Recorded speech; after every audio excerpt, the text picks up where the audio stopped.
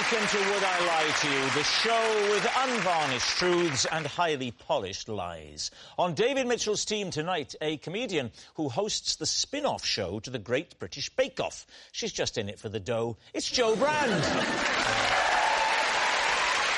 And a young Welsh comedian who likes nothing better than dressing up in sequins. We've got so much in common. It's Kiri Pritchard-McClean.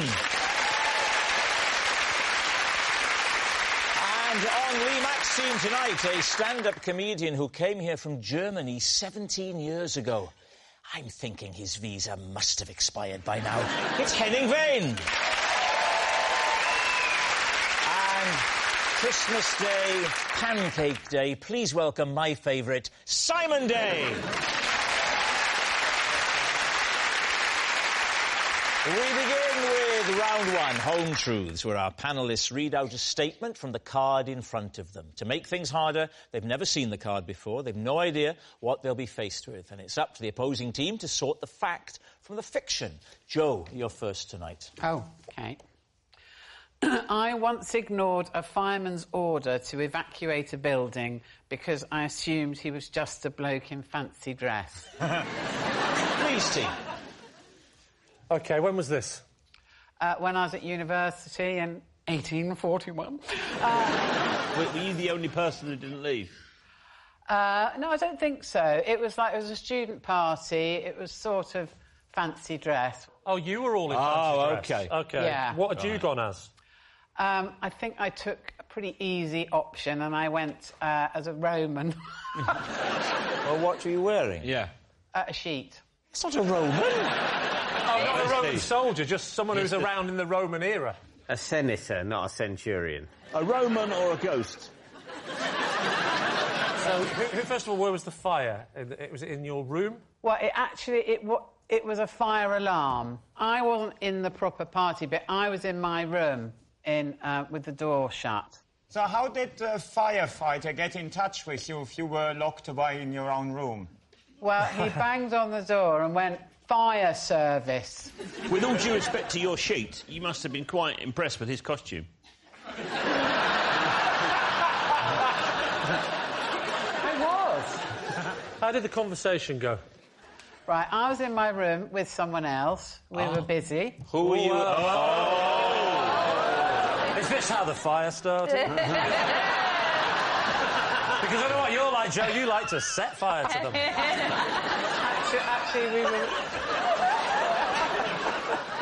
we were revising. Oh, right.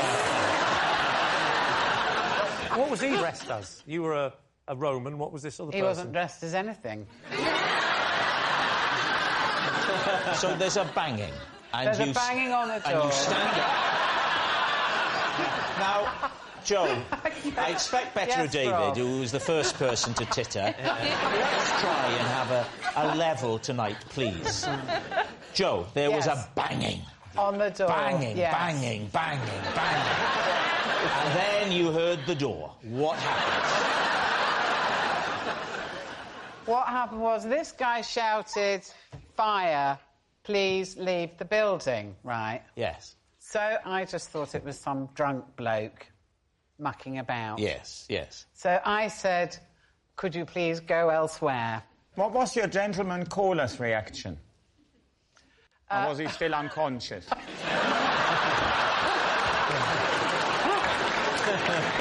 My gentleman caller was the same as me, very entertained. What do you think, Henning? Is she telling the truth, yeah? There is a few inconsistencies in that story. Like? Well, the thing about the fire, I don't believe. We can stop there, then. It's not, to be fair, an inconsistency, is it? There's nothing inconsistent about it. It's just it either happened or it didn't. It's not like a fire and I was in a lake. That would be an inconsistency. So you're picking holes in Henning's command of the English language. Yeah. Perhaps we should continue the rest in German to give him a fighting chance, yeah? Simon, what are you thinking? Part of me thinks it could possibly be a lie. You're going to say lie because you think that the story has got inconsistencies? Yeah. I'm just trying to annoy David now. I think I go with Simon. So you're going to say it's a lie? Oh, absolutely. With them kind of inconsistent. OK. Joe, were you telling us the truth or were you telling a lie? It was, in fact, the truth. It's true.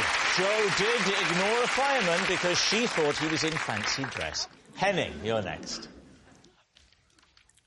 I consider myself a trained vigilante. I don't think you need to read anymore. And enjoy clamping down on passengers who break my strict code of conduct. David. OK, what's the code of conduct, Henning? I just think when you travel on public transport, you have to consider others. Oh, was it you consider yourself a trained vigilante or trained vigilante? No, train. Train. Oh, train. I thought you said train. No, I thought you said trained. Yeah. Would you, for the sake of some of the dimmer panellists, would you read it again, please? I thought you said trained. I have to be honest, I thought you said trained as well. I think maybe you did say trained vigilante. How many people here think you said trained? Would you please read it again? Brexit doesn't make me leave, but you lot definitely.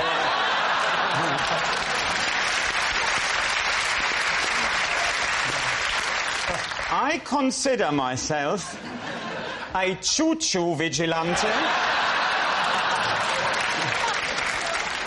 and enjoy clamping down on passengers who break my strict code of conduct. It's interesting you said clamping down.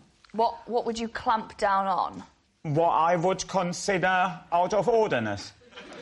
So can we just run a couple past you? Yeah. Someone with their feet up on the seat. They might get a stern look. OK.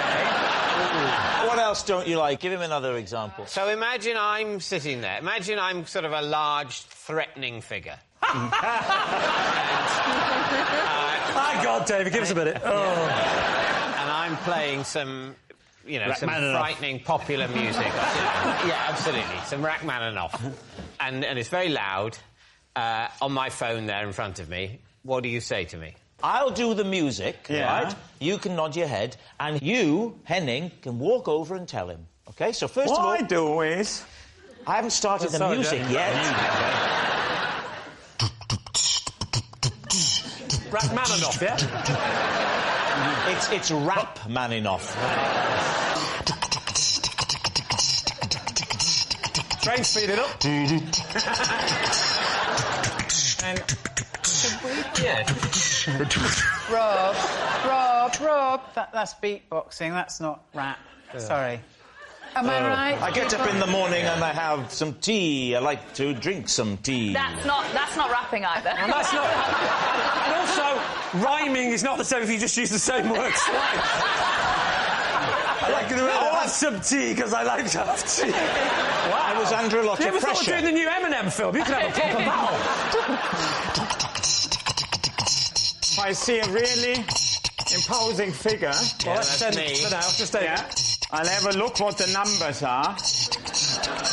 And the rest of the carriage. How confident I am. Nah, he's too big.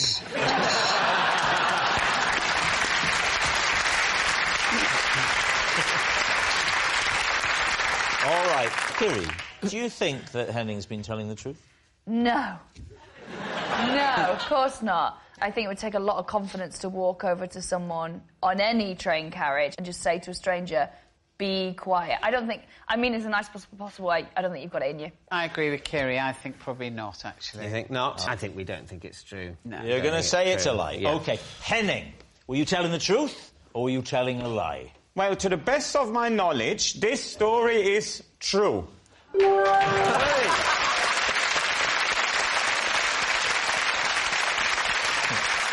Simon, you're next. Oh, I got my glasses on. Before being allowed out to play... Very good. Before being allowed out to play, my mum used to write my address on my forehead in a felt-tip pen. What age were you? Sort of 6, 7, 8. So how many lines of the address, or was it just a postcode? She wrote the house number. Yeah. And the name of the street. Did any other mums in your street do the same thing, or were you No, the only... I'd not returned home on a number of occasions and not found the house. She said, if you do this again, I'm going to write the name of the house on your forehead. I think the idea was that a neighbour or a kindly person would see it and say, come here, little fella. Yeah. I'll take you home. What a foolproof scheme. Some kindly fella with a big black hat and a net. Lollipops, lollipops. She had a cruel side to her. So how many times did you, as it were, disappeared, and for how long? Well, there's sort of 3 in a row. And how many times in a row? 3. Did you go away from your street and you couldn't remember where your street was, or could you not remember which house was yours? It was a house. You couldn't remember which house was yours? The key was the house, because they were like span houses, and they all looked the same. Right. They all had pampas grass outside. And you're wandering around on your own. It's a swingers joke. And... yeah, I've still got your keys, by the way. And you're wandering... I've still got your wife.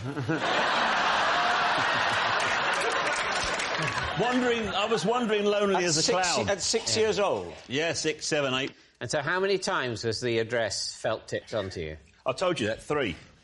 No, you told me that it was 3 occasions that you'd got lost, which led to the felt tipping policy. Now, Yeah, so, this, I remember is what it. I call an inconsistency.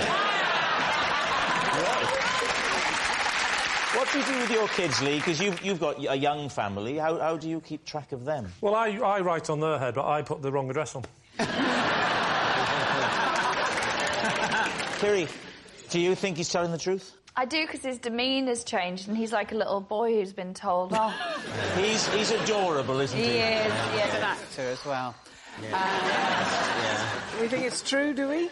I think there was one thing that Simon said that made me think it was true, and that was, you said, like, your mum was a bit spiteful or something like that. You thought that's one of the reasons why she did. She's going to enjoy this when she watches it. Yeah, it's a sort of... It is a shaming thing, isn't Yeah, it? it is, absolutely. This idiot doesn't know where he lives. It's what, Now that Jeremy Kyle's gone, we've got a new show to replace him. So you're going to say it's... we're going to say it's true. OK, you're saying it's true. Simon, was it true that my mother used to write my address on my forehead when I was 6 or 7 was a lie?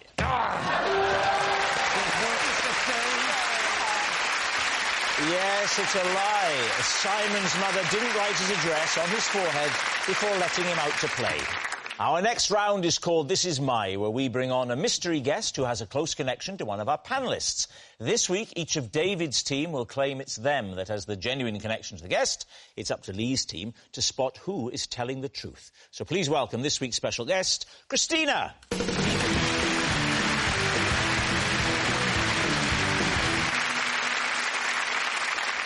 So, Joe, what is Christina to you? Well, this is Christina. I once borrowed her car, then later watched in horror as a Frenchman crushed it with his lorry. Right, Joe's carless companion. Kiri, how do you know Christina? This is Christina, and my dog ate the tip of her finger. Kiri's dog's dinner. And finally, David, what is your relationship with Christina? This is Christina. When my list of implausible things that have happened to me that I could talk about on Would I Lie to You blew away, she returned it to me. So there we have it. Lee's team, where will you begin? Joe, could you just remind me again what you said? Sorry. I borrowed Christina's car, then later on a Frenchman crushed the car with his lorry. So you borrowed her car? Yeah. Why? Because I had to go to a gig in Nottingham. And you've borrowed the car, you've gone to the gig, and then you've... What happened was we got down the M1 and everyone said, let's stop and have breakfast like you do. 3 o'clock Breakfast? 3 o'clock in the morning, you know. Have you got other comedians in the car with you? Yeah. And then I didn't realise, but we were actually in the lorry park and not the car park. Did the truck reverse into your car? It did. All right, no. And you're in the car? And we're in it, So why yeah. didn't you blow the horn or get attention? Because it wasn't my car, But a horn You're is still a allowed horn. to use the horn. Still not touch that, it's not mine. I've got very dirty fingers. Excuse me. It didn't have the horn in the middle of the steering wheel. Of course, that's the first thing I tried. I went, like that. Sorry, where was the horn? It was on the end of a stalk, you know. How did you fit the stalk in there if you had all this... You said it was a Frenchman driving this. How would you know? Did he go, ooh, le crush? What happened was I was trying to find the horn, windscreen wipers. As ever. And eventually I did find it, but his lorry had already hit the car and started to make a crunching noise because we were against the wall. But it properly crushed? No, not concertinaed it in, but it's... Well, were you hit or were you crushed? You're the one that said crushed. You know, crushed the front the of it. crumple zone, I imagine. He stopped. I got out of the car, went round to him, and he opened his cab and went... C'est la vie! I don't think he said, that's "Say la life." vie." That's life! So go on, talk us through the conversation when you saw Christina. Well, I phoned her. I said, look, I'm really sorry, I've had an accident with your car. And she said, not again. Have you not thought about putting plastic sheets down?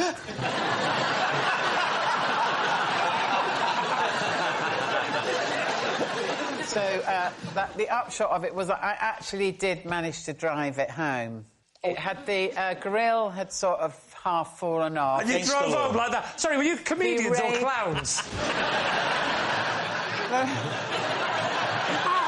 Oh, no!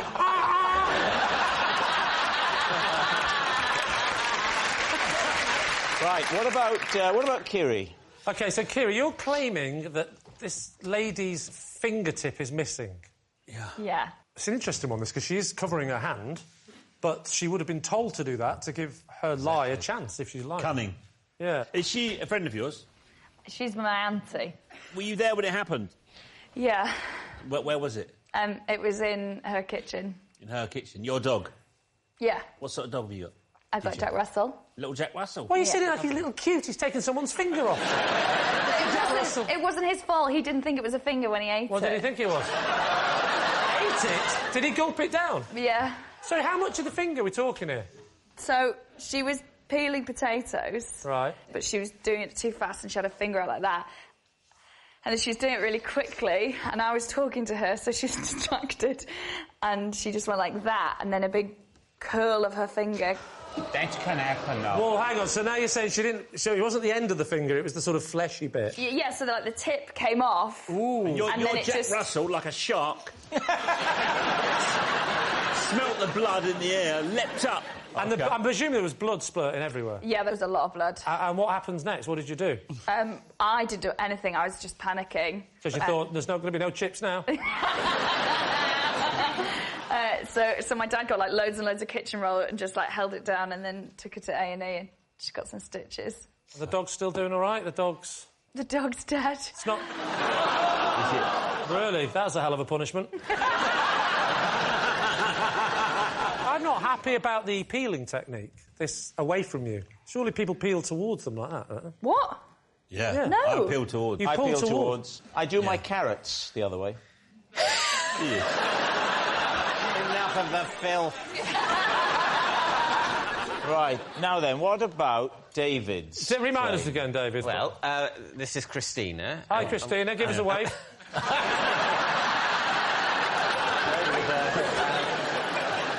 And when my list of implausible things I could talk about on this show blew away, she returned it to me. So hang on, where were you at the time? I was in the garden. How many things were on the list? Oh, I mean, hundreds of things were on the list. Well, hundreds of amazing things that, unfortunately, I can't tell you about for obvious reasons. So I just clarify, you've got hundreds of things on the list. Hundreds of things on this this list. And the last list. few series have been the best of those things that have happened in your life. Wow. Because I asked them to save the best stuff for after Series 30. Okay. In the hope that one of the pair of you will be dead. You're in the garden to that Yeah, I've moment. been copying the list out onto a fresh piece of paper. From what? From an older piece of paper that had become... You're far more meticulous about this show than I am. Yes. I keep a piece of paper with me at all times. Yes, I know. In my you diary. need to in your condition. Yeah.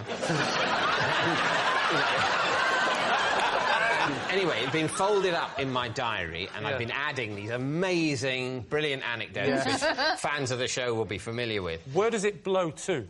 Over the wall. Your heart must have gone into your mouth when you saw all that magic disappear. Yeah, well, I thought this is a security issue. Of course. I don't want this blowing away in the world. Someone can photograph it, put it on social media, and there goes series 31 to 36 of this show down the toilet like the paper from the other pocket. And so it blows over the wall. So is this lady your neighbour? No. Beyond the wall at the bottom of the house is some allotments. Oh. And was she allotting at that time? She was allotting. Do you run down, scamper down? Well, it blew initially. It rested briefly on a marrow. On a, as you rightly say, on a quivering marrow. Rested on the lawn, and so I ambled towards it in quite a relaxed manner, which I later came to regret, because a second gust of wind took it right over the wall into the allotment. How high is the wall? 100 feet. Wow. Let's have another guess. Sure. Thank God for that trampoline. It's quite a tall wall. Right. Is it taller than you? Not 100 feet. That's an exaggeration. OK. So suddenly Christina is just happily in her allotment and she sees your ghostly head rising above a high wall. What a horrible experience. Well, I certainly do look disgusting. But the upshot was... She passed you the piece of paper. She consented to go and pick up the piece of paper. Were you not tempted at that point, pass it to given me? you're so high up on the fence, to just jump the wall and go and get it? No. So what was the chain of events that ended up with Christina and you becoming friends? Did you say, oh, you handed that sheet of paper over ever so lovely, do you fancy ever meeting up for a cup of tea? You know, we've never met up for a cup of tea. So why is Christina here? Have you never seen this show before? All right. We need an answer. So, Lee's team. Is Christina Joe's carless companion, Kiri's dog's dinner, or David's helpful hero? I think it's Kiri's dog's dinner. Why? I can see it happening. Seems plausible. Joe's is plausible up until the driving home bit. You can't be crushed and drive home. Which way are you leaning, Henning? Yeah, absolutely. I'm with Simon. I can see Kiri and them. I can see him having a drink together as well. They look very similar. Yeah. So we think it's Kiri, do we? Yeah. OK. You're going to say that it's Kiri and the finger and the dog? OK. Christina, would you please reveal your true identity? I'm Christina, and Joe wrecked my car.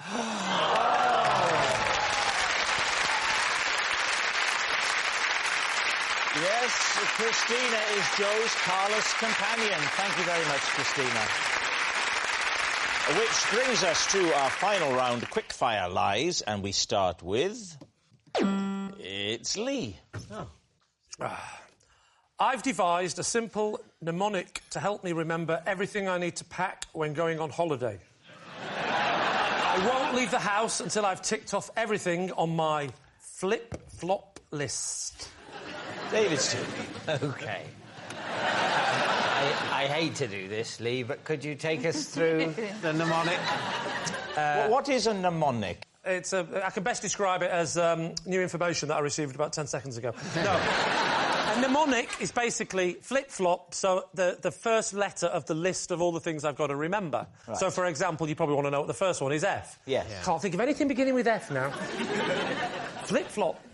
So flip-flop. So the F of flip-flop you use, even though the system is the flip-flop system, so you're remembering the word flip-flop anyway, you then waste that first F, reminding you again to take... Is there not a risk you might take two pairs of flip-flop? No. You notice he's doing singular, so he only packs one flip-flop. They flip-flop. So that's your first F, but there's another F coming up in a while. Now you'll know why I said only one flip-flop. L. L stands for lipstick. Why are you taking lipstick? Because I once... my wife, who always forgets her lipstick, always says, darn, I've forgotten my lipstick. My whole 2-week holiday is ruined. They never have the product I've got in this country. So I got so annoyed by this over the years. I thought, from now on, I'm going to take the lipstick so that when she gets there, she won't start kicking off and ruining the whole trip because her lips aren't red enough. I is for The passport. I for Yeah, passport. because it's got me in it, and I remember myself as I. I must remember. No, this it's makes- I. Who's that? That is I.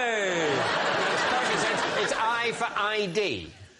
No, I never went with that system. No. And now I think about All right, it, I won't help it's you. crazy. Lee, you know that in just one letter's time we've got a P, which would seem very well suited for passport. It would. It would. So what's P? My wife's passport.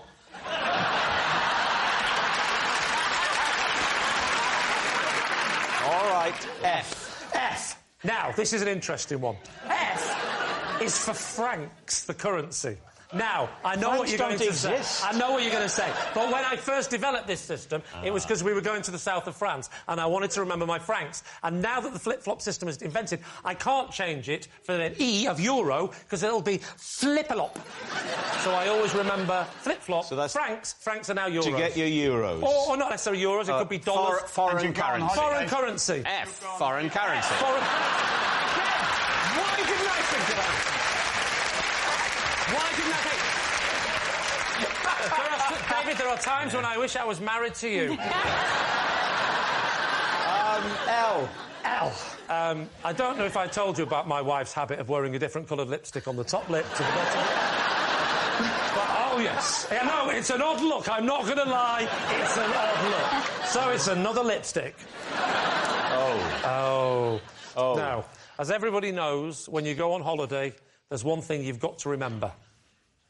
And that is the suntan lotion. I go a weird shade of orange in the sun. And if I think of an orange, I always think of the suntan lotion. Yeah. Because orange body, suntan lotion. I mean, I don't know what you're going to use the P for, because you've covered everything you'd need.